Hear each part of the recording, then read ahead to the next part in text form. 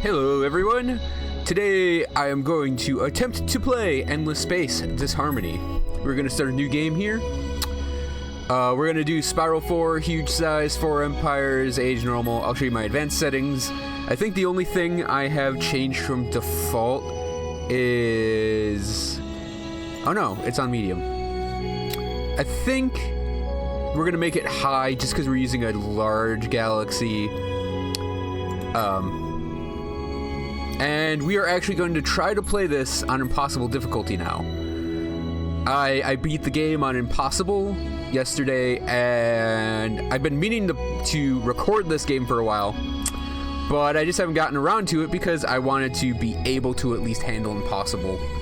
And I kind of squeaked by. So, I mean, this is my first foray into endless difficulty, and if it doesn't go well, I'll still post it anyways, because I post my failures and I'm not ashamed of them. But I will try and win an endless game. So otherwise, my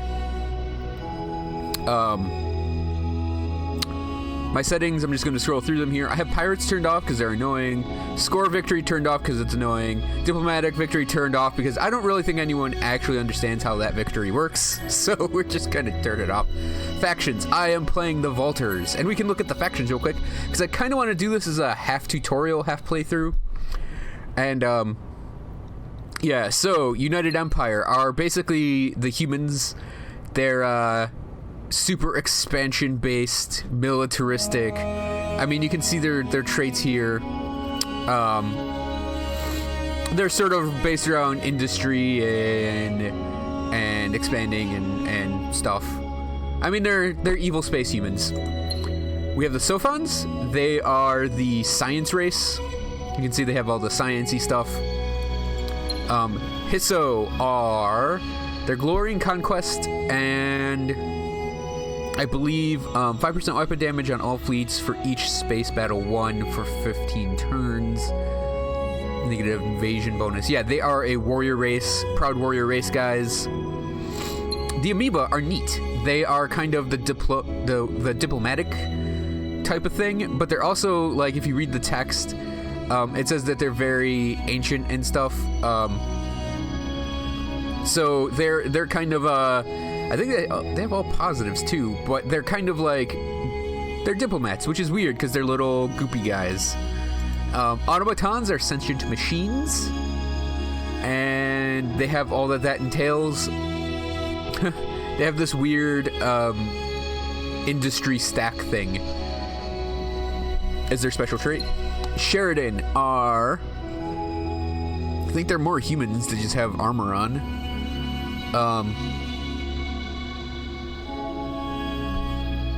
They are economic? Yeah, economic military. Yeah, some of these I haven't actually looked into a lot of their details, really. So, yeah, the Cravers just go and endlessly consume things.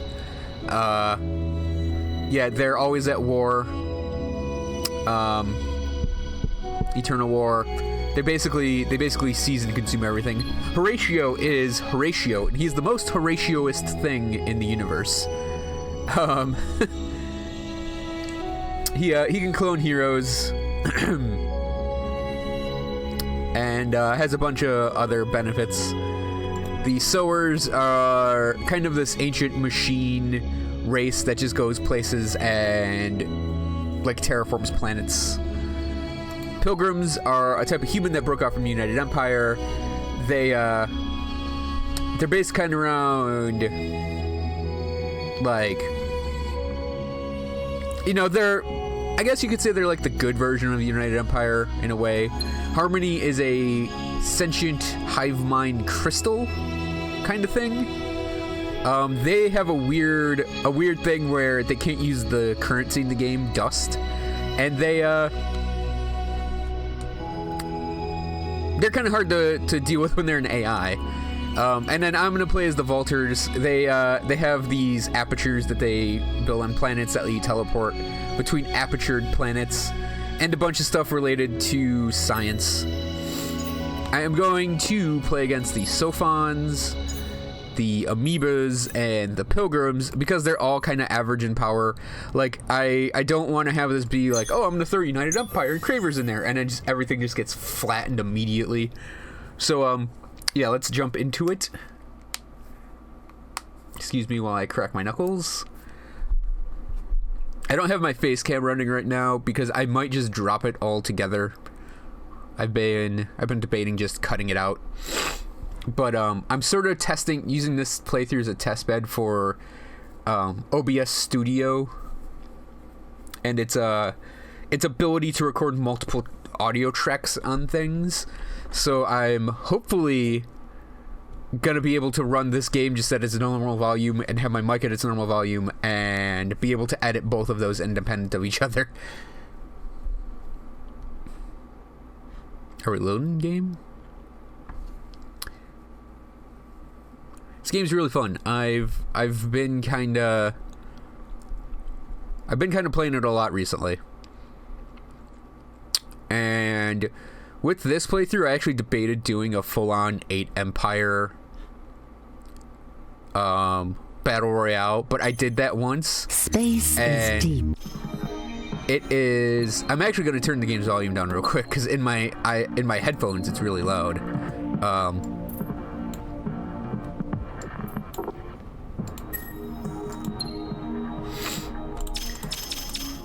So yeah, I thought about doing an 8 Empire free-for-all, but I decided against it because, man, do the loading times get crazy when you have 8 empires to deal with. Okay, so since I'm doing this as a kind of half tutorial, half playthrough of the game, I'll point some things out. First and foremost, we have this screen, which is our empire management screen. We can see the factors that are taken into account from our various passive things, trade routes, which will be important later, and this is going to be our systems list. And we have our dust intake, which is the currency of the game, our current research, which is our amount of science we know, and then this is our approval rating, so it's content. This is our tax rate, which we can adjust, and it may adjust it down or up as we go along. So first thing is I check the heroes, which I already did, and we have a corporate administrator hero. And heroes, they have 5 jobs that they can show up on. Administrator is kind of the, well, it just says right here, great at faster construction and food production. Useful mostly as a governor in star systems. Corporate, great for science, dust, luxury, and strategic resources production. Most useful mostly as a governor of a star system. Then you have commander, pilot, and adventurer. Obviously, adventurer is not listed here, but commander and pilot are very much your fleet ship things, and we actually got a pretty good fleet guy right there. We'll probably end up using, but I actually like pilot, adventurer as my fleet guys. So speaking of fleets, the second thing I like to check is before we actually head out. So I'm playing on a 4-arm galaxy. So there's an arm here, an arm here, an arm here, and an arm here. And this pretty much means that the shape of the galaxy is going to determine, like, the shape of our initial starting empire. And so our arm is going back like that, which means that the front of our galaxy front of our galactic arm is somewhere over here. So I'm just going to send my ships out. So our clan ship is how we colonize other places, and it's okay to actually explore with it initially. So we've got our ships going out, and we'll look at our starter planets. We got an okay pull. So you'll always have a Terran, at least for Vultures, always have a Terran as their starting world, and then the rest of your home system is going to be random. And each planetary type has a different advantage. So in the case of desert, it's cash. Asteroid belts are a little bit of everything, except for food. And then lava is industry. And I don't actually mind having industry and cash on my main systems. So what we're going to do is the standard strategy, and the one I recommend for really starting out, is to throw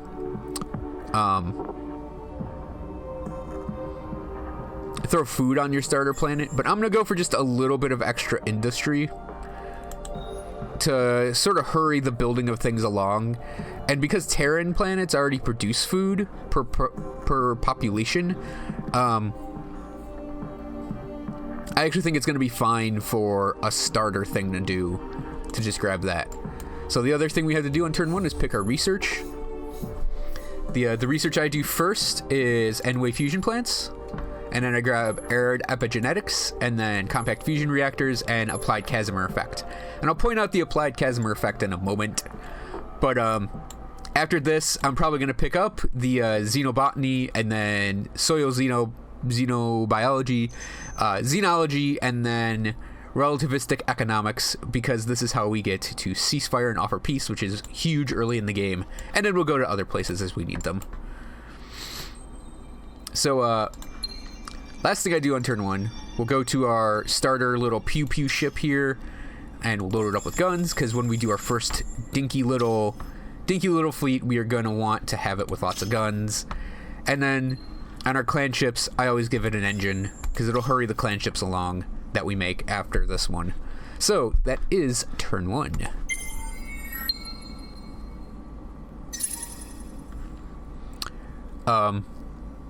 Okay, the steam toasts pop up in the lower right hand corner.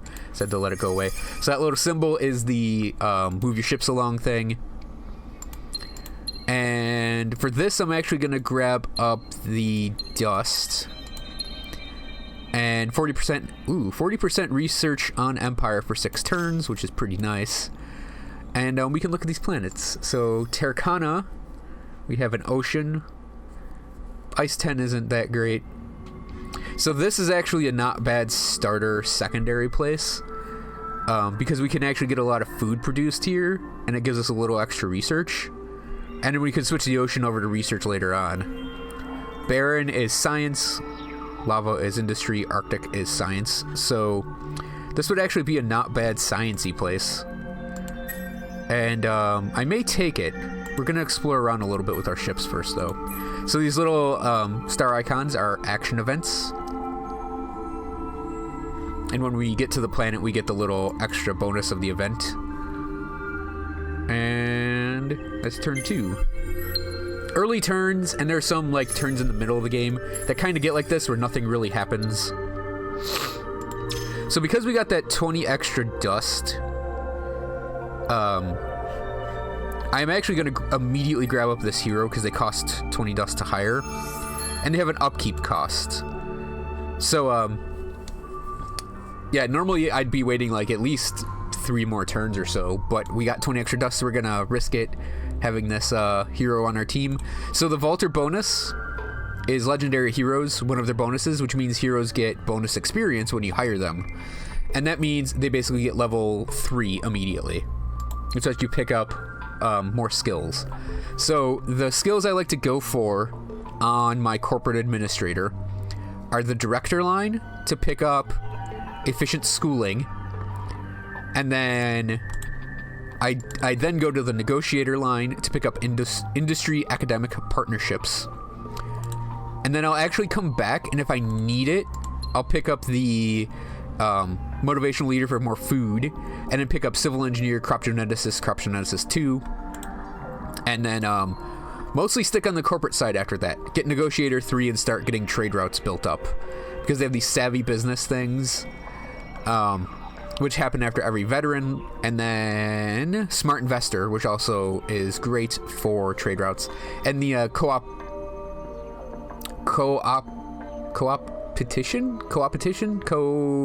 I almost said cooperation, but it's not cooperation. Yeah, that's a nice little bonus to science. Dust miter is a nice little bonus to dust. So yeah, we're gonna go with the director 1, director 2, because it's also more labor, which will hurry along building. So we'll assign them to homeworld. You know what? I don't want my homeworld to be a cancer on society. So Wolfsburg. Confirm. So, you can rename your planets and your fleets in this game. That's my little toast for getting a hero in there. Move our starships along. So, 5 more science on industry for 20 turns. Oh, 5 more science on on industry, on empire, which will hurry along our researching. So CMA, science, cash science. It's not bad.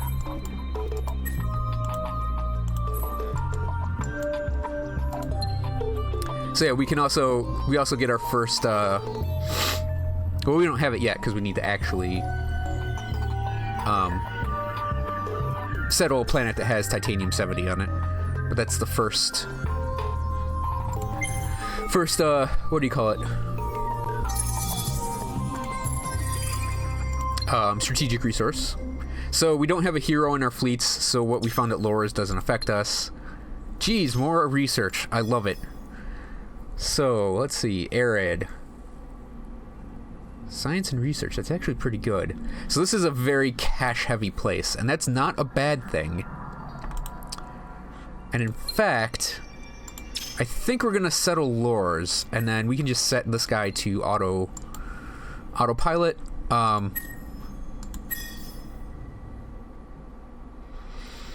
Yeah, let's go for Lures, and then I think Turkana might be second. I don't know what these are yet, but we will find them as our probe gets around. So colonizing is hitting that button, and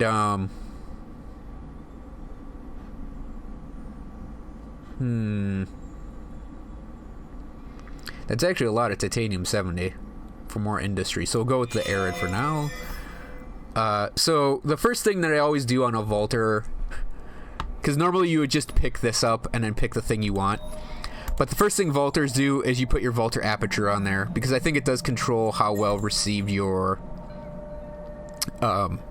it does affect your approval rating, whether or not that aperture is there. So we're just gonna go with those three things and let that planet develop on its own. We got our messages saying that we took over a place, so we're gonna grab those two things as well.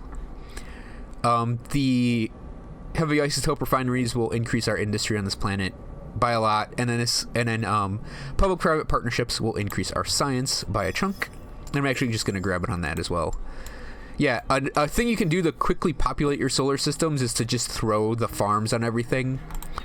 I just go for whatever the planet's good at initially. I think you could go either way and you'd be safe. Excuse me for the sniffle. So we have 5 dusts. Columba. Oh man, that's a really good starter world for a system. Even though they have the negative effects on them, having that positive effect on a jungle is a lot of food you produce immediately. Too bad the other 2 planets aren't as great. So is there anything else we can look at? CMA was science and cash, and science, industry. So we actually got well, it's only 3 planets. I don't want to call it an industry planet because it's still 3 planets. So compact fusion. Oh man, we got a nice galaxy. Compact fusion. Oh man. Applied Casimir effect on turn 15 is huge. So I'll point it out what applied Casimir effect actually does in a moment. So what's this? Got industry on system. Okay, we got a special thing back here we can look at. More research. So, oh, cool. Man. You know, if these 2 didn't have the negatives on them, I'd go for this one next, definitely. Minus 30% upkeep on star systems, awesome. So yeah, some planets have a special thing, and that results in that little yellow ring around the,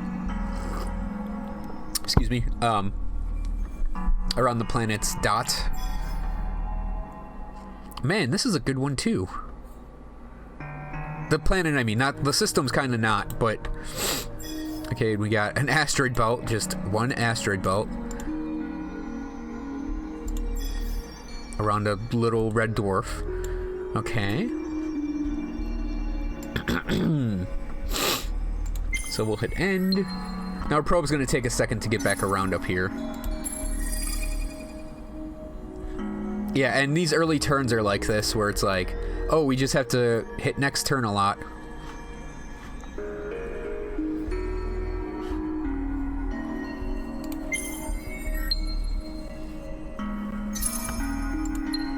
So our guy leveled up. And what did I say I was going for? Oh yeah, Director 3.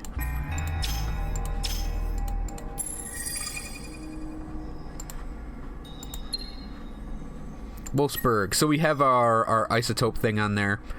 And how's this planet coming along?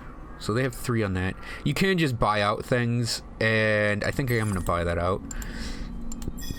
It'll make the money back almost immediately. So I am going to actually make a clan ship here next, just so I can either pick up another planet in my system, in my arm, as quickly as possible, or in case we get something outside of our arm, I can pick it up. It's weird that we'll have applied Casimir effect before we get our second clan ship. I'm not gonna lie, that does seem very strange to me.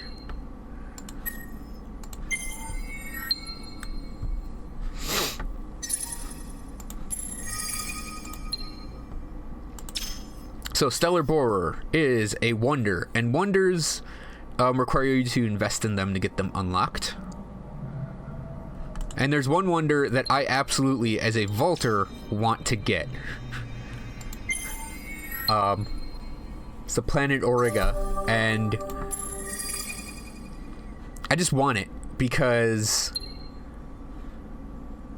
Okay, it revealed nearby systems, which I think I already knew about.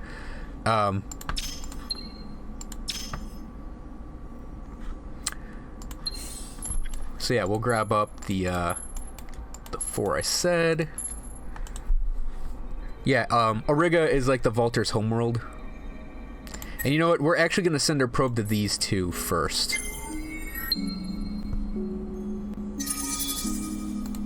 Or it's going to go out there anyways. Okay, so we have Janus event. Random technology. One technology is randomly discovered, which can be big. And yeah, we're going to go for that. So next turn we'll get a discovery, or a piece of technology discovered. Janus! Man, that could be really good if I invested time in it. Because it's cash, whatever it could be, and then industry, but it has all these negatives on here. That's one to look out for. Also, it has blue cap mold, which is great for approval once you get 4 of them.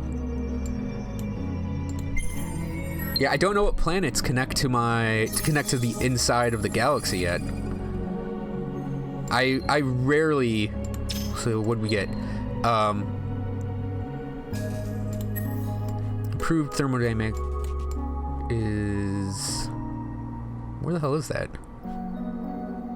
Oh, right here. Okay, that's actually not a bad thing to have because it can help me get to that real quick.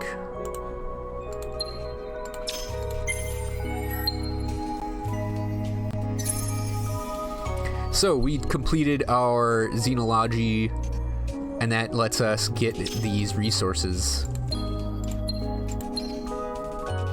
I have red sang and dust water. So we are going to create this ship, and we're actually going to send the ship down here to look around. I normally don't do that with clan ships as much, but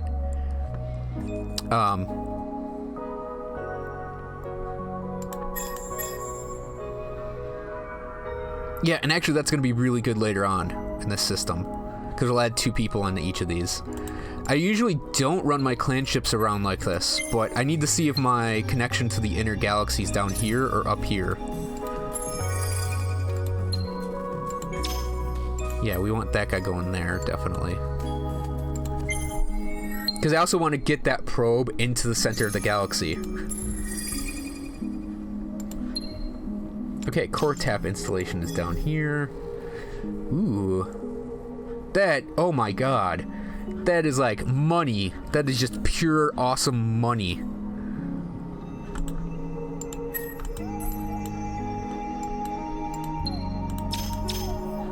Okay, I will point out some things though. The thing I learned here was epigenetic crops, or no, sustainable farms, which is just it'll add on food when we settle that, and then xenotourism will add money when we when it comes online.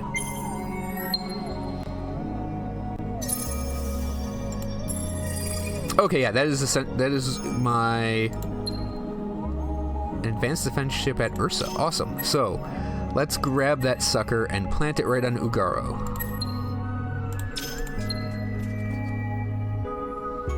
Neighboring systems of Kuma have been revealed. There's nothing. So, we're motoring along on research as well. So, I'm immediately going to pick up efficient shielding, sustainability, containment fields, and baryonic shielding.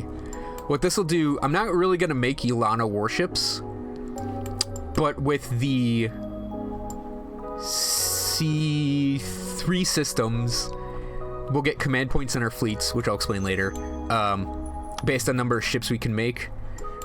That's right? Yeah, ships class unlocked. So we do want that, and we'll get it out of the way here. Sustainability will let us colonize deserts. Baryonic shielding will let us colonize lava. And containment fields let us colonize barren. And we'll unlock these luxury items.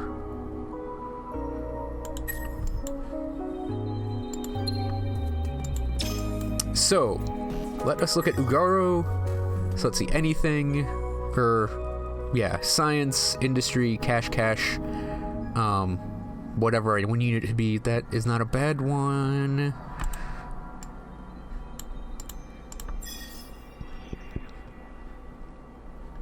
That's not a bad, like, generalist one. Jeez, I actually maybe kind of lucked out on this. So, what's Ursa get here?